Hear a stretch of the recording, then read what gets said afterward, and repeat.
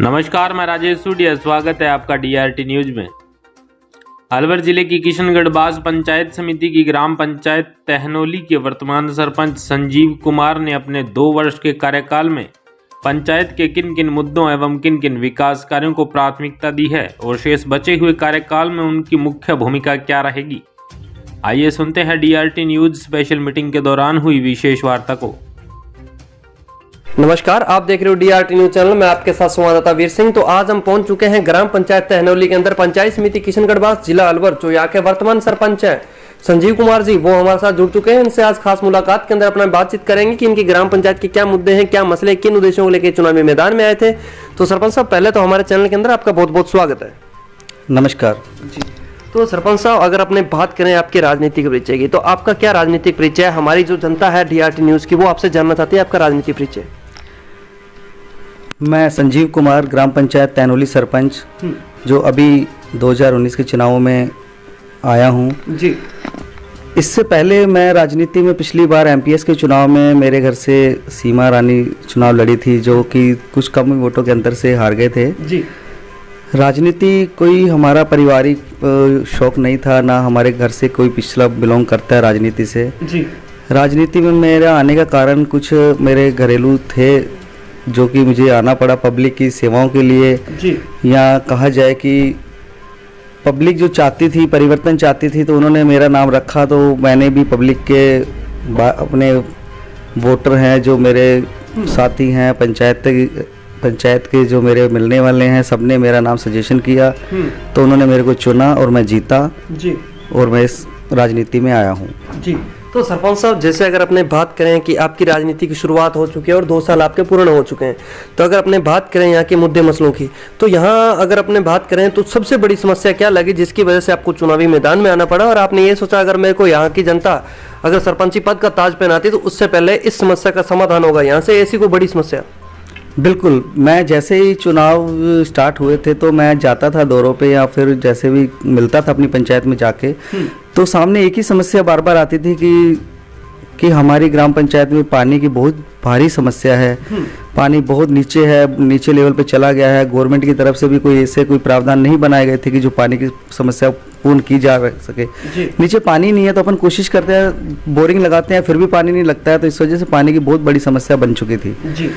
तो मैंने सोचा जैसे ही मैं जीतूंगा आऊँगा तो मैं इससे पहले इस मुद्दे पे बिल्कुल इस समस्या का हल करूंगा, और मैंने बहुत कोशिश भी करी है जी। मेरी ग्राम पंचायत में हमारे माननीय विधायक साहब से मैंने 6 सिंगल फेस बोरिंग लगवा दिए जी। उसके बाद एक 3 फेस बोरिंग अभी सैंक्शन है, वो भी मेरा एक महीने के अंदर अंदर लग जाएगा जी। तो मेरा पानी के ऊपर अच्छा फोकस है। और उससे भी अच्छा फोकस जो सेंट्रल गवर्नमेंट कर रही है, जो स्टेट गवर्नमेंट कर रही है, जल JJM योजना चला रखी है जो, वो भी लास्ट स्टेज पे है, क्योंकि उसमें टेंडर प्रक्रिया चल रही है। जैसे टेंडर प्रक्रिया फाइनल हो जाएगी, उसमें सिर्फ लास्ट में जो TS के बाद जो वित्तीय स्वीकृति होती है वो होनी बाकी है। जैसे वो टेंडर हो जाएगा तो वो भी बहुत जल्दी, मेरे हिसाब से इस साल के अंदर अंदर मेरी पूरी पंचायत में घर घर कनेक्शन लग जाएंगे जी। जैसे कि आपने संजीव जी की बात करें तो ये अपनी सेकंड बार अपने बातचीत कर रहे हैं अपने साथ, और उससे पहले कि जब विधानसभा घेराव वाला जो मैटर चला था, वो मुद्दा चला था, तो उस मीटिंग अपने अटेंड की थी, उसके अंदर भी हम आपको संजीव जी से मिला चुके हैं। लेकिन आज हम संजीव जी की रेजिडेंस पे बैठे हैं, जिनसे और आगे बात करेंगे कि सर अगर अपने बात करें यहाँ शिक्षा के स्तर की, अब देखा गया है कि जो ग्राम पंचायत के अंदर शिक्षा का अभाव काफ़ी है, और अगर वैसे बात करें यहाँ पे बालिका शिक्षा तो वो भी काफ़ी पीछे है। तो यहाँ का अगर आप बात करें तो तहनोली ग्राम पंचायत के अंदर शिक्षा का क्या स्तर है? नहीं, वैसे तो हमारी जो ग्राम पंचायत में है उसमें शिक्षा के लिए हमारे हर प्रत्येक गांव में स्कूल बने हुए हैं। तहनोली में अलग है, बागोर में अलग है, रानोली में अलग है। और इस बार तो जो पंचायत लेवल का जो हेडक्वार्टर है, जैसे तहनोली है, तो यहाँ पे +2 तक का स्कूल हो चुका है, जिसको मान्यता भी मिल गई है, जिनके सब्जेक्ट भी चुन लिए गए हैं। तो मैं जो हमारे गांव की बालिकाएं हैं वो यहीं पे पढ़ती हैं। पहले उनको दूरगंज जाना पड़ता था, किशनगढ़ जाना पड़ता था, अब वो भी उनको नहीं जाना पड़ेगा। और रुचि भी दिखाती है। मेरे गांव में स्कूल है जो, उसमें काफ़ी संख्या में बच्चे पढ़ते हैं जी सर, और उनको अच्छी शिक्षा भी मिलती है। स्टाफ भी कोऑपरेट करता है। मैं खुद जाके वहाँ पे चेक भी करता हूँ स्कूलों में जाके, तो मुझे अच्छा लगता है कि स्कूल वाले कोऑपरेट कर रहे हैं, स्टाफ कोऑपरेट करता है और हमारी बच्चियाँ भी पढ़ रही हैं जी। जैसे कि सरपंच साहब का बताना है कि ग्राम पंचायत के अंदर शिक्षा की कोई कमी नहीं है, तो सरपंच साहब मेरा नेक्स्ट मुद्दा रहेगा युवाओं पे। और आप भी एक युवा सरपंच और आज आपको पूरे भारत देश के युवा देख रहे हैं, ग्राम पंचायत जिले के युवा आपको देख रहे हैं। तो अगर अपने बात करें ग्राम पंचायत तहनोली की, तो यहाँ नशे का क्या स्तर है, नशे की प्रवृत्ति युवाओं के अंदर? देखिए, नशा तो मेरे हिसाब से पूरे भारत देश में इतना फैल चुका है कि जिसको कंट्रोल में करना मुश्किल हो चुका है। गवर्नमेंट बार बार कुछ नियम निकालती है, तंबाकू निषेध करना है, इस पर बैन लगाना है, फिर भी वो कंट्रोल में नहीं हो पाता है। तो मेरा मानना है कि नशा अगर गांवों से कंट्रोल किया जाए तो ये जो ठेके चलते हैं, इनकी ब्रांचें चलती हैं, इनको बंद किया जाना चाहिए। गलती मेरे से भी हुई थी कि हम इनको अप्रूवल कर देते हैं, गाँव में चलाने के लिए कह देते हैं, लेकिन ये गलत है, बिल्कुल गलत है। ग्राम पंचायतों में, गाँवों में तो बिल्कुल ये निषेध होना चाहिए कि ये दारू के जो अवैध ब्रांचें चलती हैं इन्हें नहीं चलनी चाहिए, जिससे मैंने खुद देखा है कि युवा शाम के टाइम काफ़ी इसमें लिप्त हो जाते हैं। बिल्कुल बिल्कुल बिल्कुल। छोटे छोटे बच्चे हैं जो वो भी पीते हैं, इसमें कोई उम्र नहीं है, उनको अपने करियर के बारे में नॉलेज नहीं है कि हमें आगे कैसे बढ़ना है, वो परिवार के बारे में नहीं सोच पा रहे हैं कि हमें क्या करना है। वो नशे की लत में इतने गिर चुके हैं, इतने डूब चुके हैं कि शाम को जब तक उनको नशा मिलता नहीं है तब तक वो इधर उधर भटकते हैं। तो गाँव में ये हाल हुआ पड़ा है। कुछ तो मैं सोचता हूँ कि हमारे गाँव में ये इसलिए है क्योंकि गाँव में एकता ना होने की वजह से ऐसे होते हैं कि अगर एकजुट होकर ग्रामवासी इन नशे के जो कारण है, जैसे कोई शराब के ठेके हैं या गुटखे की दुकानें हैं, अगर इनको अपन पाबंद करें, गांववासी अगर मिलके पाबंद करें तो ये हो सकता है, बंद हो सकता है। तो सरपंच साहब, जैसे मेरा आपसे एक निजी क्वेश्चन रहेगा कि जो मैंने अलवर जिले के अंदर जब मैंने कवरेज की ग्राम पंचायत या पंचायत समिति में काफ़ी विजिट कर चुका हूँ, तो विजिटिंग के दौरान मेरे को एक नए नशे की अगर बात करें तो वो पता चला कि जो मामा और जयंती चल रही है ये काफ़ी सुर्खियों में है। अलवर जिले की बात करें तो ये मेरे को यहाँ नशा देखने को मिला। तो यहाँ की अगर स्थिति की बात करें तो यहाँ मामा जयंती, जो मामा भांजे के रिश्ते को तार तार करने वाला जो गुटखा आ चुका है, तो इसके ऊपर आप क्या कहना चाहोगे? बिल्कुल आपने सही कहा है कि ये मामा नाम से जो गुटखा बिक रहा है ये बहुत ज़्यादा लेवल पे हो गया है। मैंने एक साथी से पूछा भी था, मेरे दोस्त कि आपको क्या मज़ा आता है इसमें खाने में, तो उसने बोला कि सर मज़ा वजह कुछ नहीं आता है, सिर्फ ये तो मुंह लगा पड़ा है। तो मैंने यार ऐसा क्या मुंह लगाना जो साला नुकसान करता है, जो हमें कैंसर का कारण बन रहा है, पैसे भी वेस्ट हो रहे हैं और आगे अपन अपने शरीर को नुकसान दे रहे हैं, तो ऐसा क्या मज़ा है इसमें, कैसा क्या इंटरेस्ट है जो इसको खाते हो? तो वो भी मेरे को संतुष्टिपूर्ण जवाब नहीं दे पाया कि इसमें कि भाई खाने में पता नहीं क्या है, एक आदत सी बन चुकी है, जैसे कि नशा हो गया कि इसको खाएंगे जब भी अपन आगे बढ़ पाएंगे, नहीं तो नहीं बढ़ पाएंगे। तो ऐसा बहुत ज्यादा ये मामा गुटखा इतना प्रचलन में आ चुका है कि जिसकी कोई हद नहीं है। जी, जैसे कि सरपंच साहब, मैं एक स्कूल के अंदर गया था, वहां मैं टीचर से मिला। जब हमने क्लास के अंदर बच्चों की अगर हमने इंक्वायरी की बात करें तो बच्चों से पूछा और बच्चों ने भी यह कहा, काफी बच्चों के तो जेब से भी निकला। तो अपने यहाँ की कोई ऐसी स्थिति नहीं है? नहीं, ऐसा कुछ नहीं है, बच्चे अभी कंट्रोल में है, हालांकि कुछ % हो सकता है, बाकी इतना कुछ नहीं है। जी, तो सरपंच साहब, आज आपको पूरा भारत देश देख रहा है, ग्राम पंचायत जिले के लोग आपको देख रहे हैं, पंचायत समिति के लोग आपको देख रहे हैं। नशे से दूर रहने के लिए आप अपने युवाओं को, वोटर सपोर्टरों को क्या कहना चाहोगे?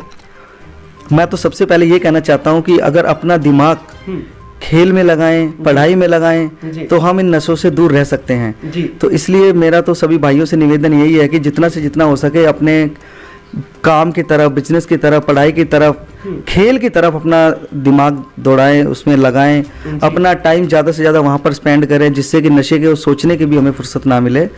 तो जिससे नशा कम हो, हमारा पंचायत आगे बढ़े, देश आगे बढ़े, नाम हो हमारा। जी बिल्कुल। सरपंच साहब, मेरा नेक्स्ट मुद्दा आपसे रहेगा कृषि पे। भारत देश है वो जवान और किसान पे टिका और कृषि प्रधान देश है। और अगर यहाँ की अगर अपने बात करें तहनोली ग्राम पंचायत, जैसे कि राजस्थान के अंदर पूरी भारी किल्लत देखने को मिली यूरिया और DAP के लिए। किसान थे जो दर दर भटक रहे थे, लंबी लंबी लाइनें देखने को मिली। तहनोली ग्राम पंचायत की बात करें तो यहाँ पे GSS ग्राम सेवा सहकारी समितियों पे क्या स्थिति थी, अपनी ग्राम पंचायत का क्या स्तर था यूरिया DAP के लिए, किसानों की क्या दशा थी? बिल्कुल जैसी सारी दशा पूरे देश में थी वो भी मेरी पंचायत में भी वैसी थी। यूरिया आता था 10 दिन बाद, 15 दिन बाद आता था, लाइनों में लग के दुनिया लेती थी, एक ही दिन में सारा यूरिया खत्म हो जाता था, किसान बेचारे भटकते थे इधर उधर। अब ये पता नहीं कि स्टेट गवर्नमेंट की लापरवाही है या सेंट्रल गवर्नमेंट की लापरवाही है कि ये प्रॉपर तरीके से किसानों को अवेलेबल नहीं करवा पाई। तो मेरा तो निवेदन यही है गवर्नमेंट से कि ये जो छोटी छोटी सुविधाएं हैं, जैसे कि खाद है, बीज है, ये अगर इनको किसानों को टाइम से मिल जाए तो इनकी रोजी रोटी अच्छी चलती रहती है। ये इसी पे डिपेंड रहते हैं। जी बिल्कुल।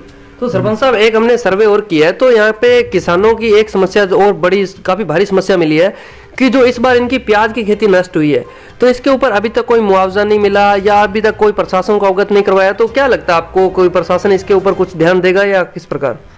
बात करें प्रशासन की तो बात ऐसी है, मैं जो ये सरसों जो पिछली बार जो सरसों का काल था, जो पिछली बार सरसों हुई थी, उसमें भी ओलावृष्टि के कारण 90% नुकसान हुआ था। मैंने पटवारी जी, तहसीलदार जी से मैं खुद जाके सर्वे करवाया था। 90% ओलावृष्टि से नुकसान था, जिसकी गवर्नमेंट ने बोला भी था कि अपन उनका मुआवजा भी देंगे।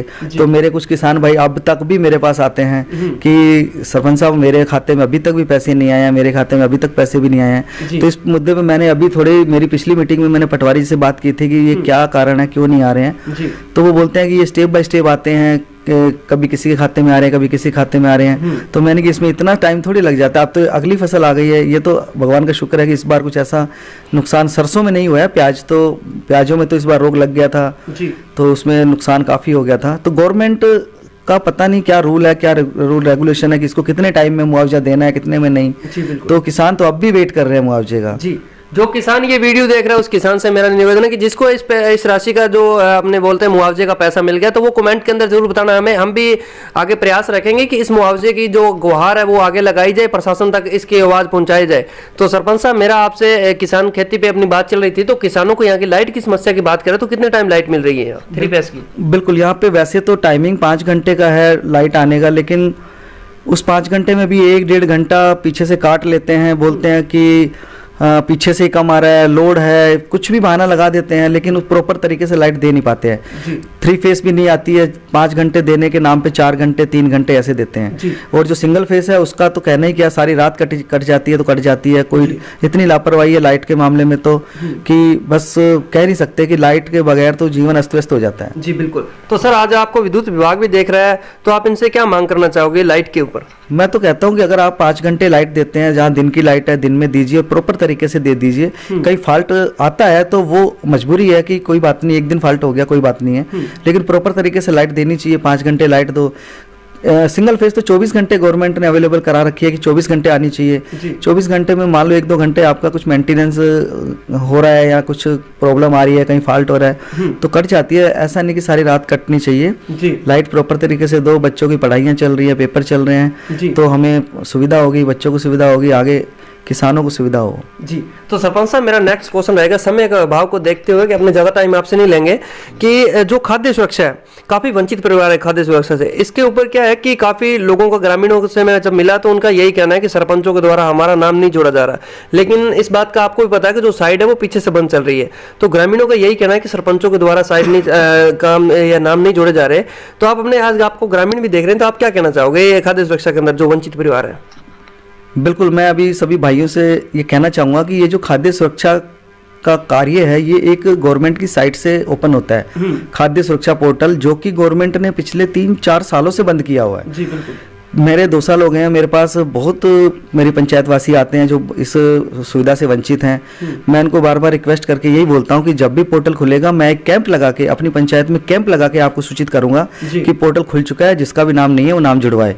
तो गवर्नमेंट से भी अपील होगी मेरी कि ये जल्दी से जल्दी पोर्टल खोला जाए, क्योंकि इसमें बहुत मेरे पंचायत के वासी जो हैं, अब गरीब हैं बेचारे, ऐसा हैं जो नहीं, जो एक भरपेट खाना नहीं खा पा रहे हैं, जो गवर्नमेंट इतनी सुविधा दे रखी है वो उनको नहीं मिल पा रही है, तो ये पोर्टल खुलने से उनको सुविधा मिले। जी, तो जैसे कि सरपंच साहब का कहना है कि हमारे कैंप के जरिए भी हम इसकी सुविधा मुहैया ग्रामीणों को करवाएंगे जैसे ही साइट ओपन होती है। तो ग्रामीणों से भी सरपंच साहब का यही कहना है कि जैसे ही साइट ओपन होगी तो आपको एक नोटिफिकेशन जारी कर दिया जाएगा, जिसकी वजह से जैसे ही सरपंच साहब के पास खाद्य सुरक्षा का नोटिफिकेशन आता है उस हिसाब से बता दिया जाएगा। तो सरपंच साहब, मेरा नेक्स्ट मुद्दा रहेगा जो अपने मृत्यु भोज है। जैसे कि अपने सीएम साहब और पीएम साहब ने फर्स्ट टाइम जब कोरोना आया था तो उन्होंने एक गाइडलाइन जारी की थी कि मृत्यु भोज बंद होना चाहिए। अगर अपनी ग्राम पंचायत तहनोली की बात करें तो यहाँ पे मृत्यु भोज का क्या स्तर है? देखिए, मृत्यु भोज बिल्कुल सही है कि बंद होना चाहिए। ये एक बहुत कुरीति है हमारे समाज में। एक तो घर से आदमी चला जाता है, दूसरा ऊपर से उन पर बाउंडेशन होता है कि उसको खाना खिलाना जरूरी होता है, गाँव वासियों को जरूरी होता नहीं है, कराया जाता है जरूरी। तो ये मेरे हिसाब से नहीं होना चाहिए। गवर्नमेंट ने भी गाइड कर रखा है कि अगर ऐसा होता है तो उन पर पाबंदी लगाई जाए, उनको बंद किया जाए। जी बिल्कुल। तो ये एक तरह से मैं कह सकता हूँ कि ये दुनिया इसमें एक भेड़चाल या फिर समझो कि अपनी इमेज के लिए या अपने वर्चस्व के लिए उसको करना पड़ता है जी। कि भाई मैं नहीं करूँगा तो दूसरे मेरे बारे में पता नहीं क्या बोलेंगे कि इन्होंने ऐसा नहीं किया, क्यों नहीं किया। तो होना नहीं चाहिए ये। क्योंकि गरीब मार होती है इसमें। गरीब बेचारा एक तो सदस्य जाता है, दूसरा ऊपर से कहीं से ब्याज पे लाके कुछ भी करके दूसरों को भोज कराता है, तो ये बहुत गलत कुरीति है। मेरे ख्याल से इसको बंद होना चाहिए। और इसके बारे में हमारा समाज, जो पंजाबी समाज है, उसकी भी हमारी एक मीटिंग हुई है, उसके बारे में ये बात की गई है। अभी जैसे हमारे चुनाव अध्यक्ष के चुनाव हो जाएंगे, उसके बाद हम इस कुरीति को रखेंगे। मेरी पंचायत में मैं सामने रखूंगा इस बात को कि हमारी गांव पंचायत समिति से ये कुरीति को दूर किया जाए। जी, तो सरपंच साहब, जैसे क्या है कि जो ये मृत्यु भोज पे पैसा इन्वेस्ट करते हैं, तो आपका क्या सुझाव है, इस पैसे को कहाँ इन्वेस्ट करना चाहिए मृत्यु भोज को छोड़ के? देखो, पहली बात तो मृत्यु भोज होना ही नहीं चाहिए। फिर भी अगर वो जो पैसा उनको वहां पे लगाना है, या वो उस पैसे को या तो वो किसी स्कूल में दे दें, किसी बच्चों की फीस में काम आ जाए, किसी के कपड़े नहीं है, जूते नहीं है, चप्पल नहीं है, गरीब बच्चों के काम आ जाए। या उसके बाद अगर वो कहीं धार्मिक प्रवृत्ति का आदमी है तो मंदिर में कहीं वाटर कूलर लगा दे, कहीं पानी की समस्या है तो वहाँ पे पानी की समस्या दूर कर दे। तो इस तरह के अगर जन सहयोग करेगा तो उससे उनका भी नाम होगा, उनके जो मरने वाले को भी आत्मा की शांति होगी कि मेरे नाम से यहाँ पे कोई वाटर कूलर लग रहा है, यहाँ कहीं स्कूल में दान दिया गया, तो कोई बच्चा अगर उस पैसे से कुछ लेता है तो उसको भी सुविधा मिलेगी। तो मेरा कहना यही है कि उस पैसे को अगर वो लीगल तरीके से किसी भी संस्था में, स्कूल में, पंचायत में या ऐसे कुछ कार्य में लगा दे तो वो ज्यादा बेनिफिट है। जी, जैसे कि राजस्थान के अंदर ऐसे सरपंचों की जरूरत है जिन्होंने एक अपनी थिंकिंग की बात करें तो इनकी यही थिंकिंग है, जो पैसा अपने मृत्यु भोज के अंदर खिलाने के अंदर इन्वेस्ट करते हैं, अगर वो बच्चों की शिक्षा के अंदर लगाया जाए, तो अगर शिक्षा का स्तर अपनी ग्राम पंचायत में बढ़िया होगा तो बाकी सबके सब मुद्दे सोल्व हो जाएंगे। तो सरपंच साहब, बहुत बहुत धन्यवाद जो आपने हमें इतना टाइम दिया।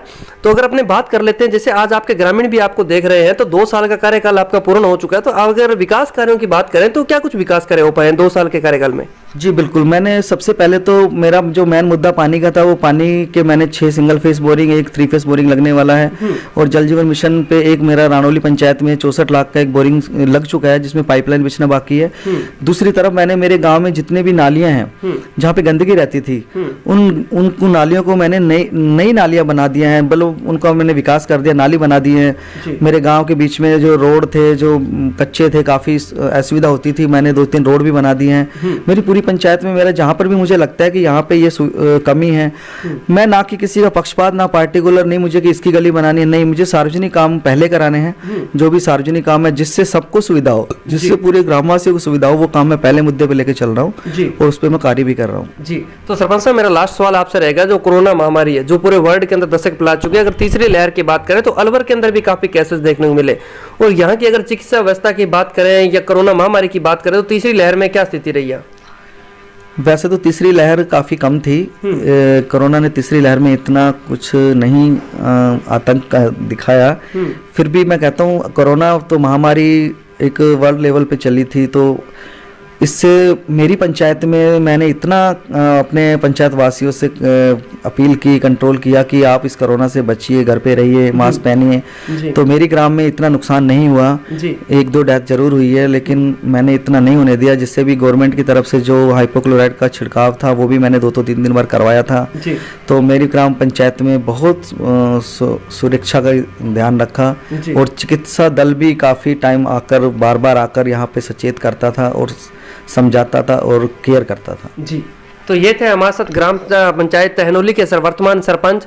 तो सरपंच साहब, आपने हमें 10 मिनट टाइम दिया, आपका भी बहुत बहुत धन्यवाद। धन्यवाद भाई साहब। जय हिंद, जय भारत। देखते रहिए DRT न्यूज चैनल। मैं आपके साथ संवाददाता वीर सिंह। ऐसे ही हम ग्राम पंचायतों की कवरेज आपको दिखाते रहेंगे। देखते रहिए DRT न्यूज चैनल।